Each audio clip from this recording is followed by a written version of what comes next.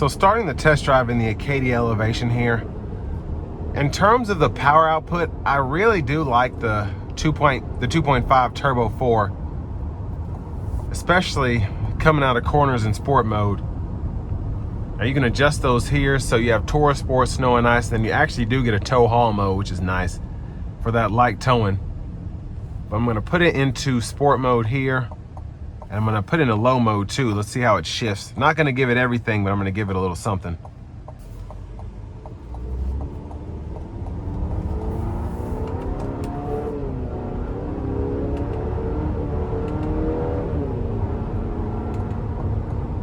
So it's kind of weird in how it accelerates when you're in that low mode.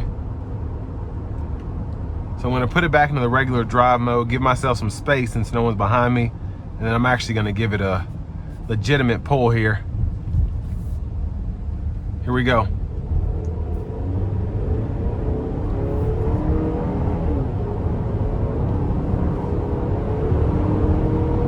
It always has more to give, that turbocharger, so that's very nice. The power is great.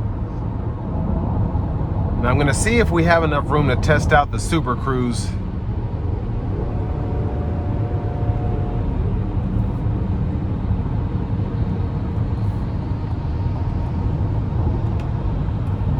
So once I'm in the lane, it should let me use it. So there it is there. So lane centering, full on adaptive cruise there. Does most of the work for you. You just have to keep your eyes on the road. And that's how that works. I'm gonna get off of this exit here, and then it'll cancel out on the exit lane.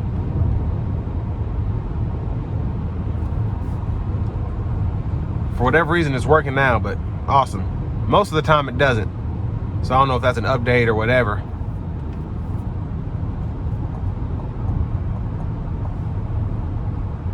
Or maybe it's because I didn't start using it in the exit lane, I don't know. But ride quality is good even with these 22s.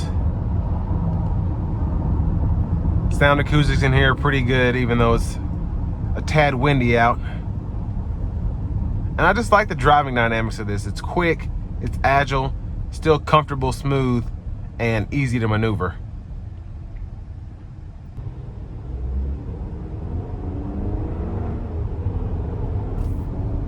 I'm gonna take it out of sport mode now.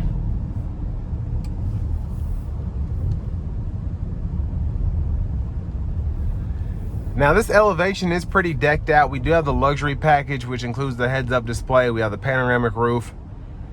The midnight or black edition package, I don't know why I keep wanting to call it midnight, but the black edition package is included. And this one is just very well optioned for an Elevation. And for 56 grand, I think it's a pretty good option just because it's very luxurious and it's what a lot of people will be okay with paying for, just having the looks that this does. But the 22s are great. Whoever designed this, just in terms of the looks, did a fantastic job in terms of the package, just having the black accents, the blacked out grille, the gloss black aluminum wheels. It looks mean, it really does.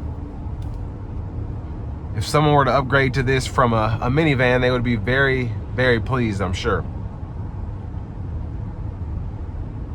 Now I want to give one more thank you to Chevrolet Buick GMC of Murfreesboro for allowing me to review this Acadia today. This does have a lifetime powertrain warranty. Most of their new vehicles do. Just check on that, because not all of them do, especially EVs. They don't have the full-on lifetime powertrain warranty. And if you're looking to get the best deal in your area, just click on that second link down below. It takes a minute to fill out that info. I'll get the local dealers fighting to get you that best price. But a pretty an easygoing SUV, I think.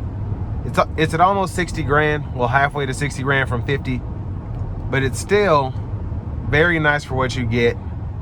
The looks are incredible. I love the new powertrain.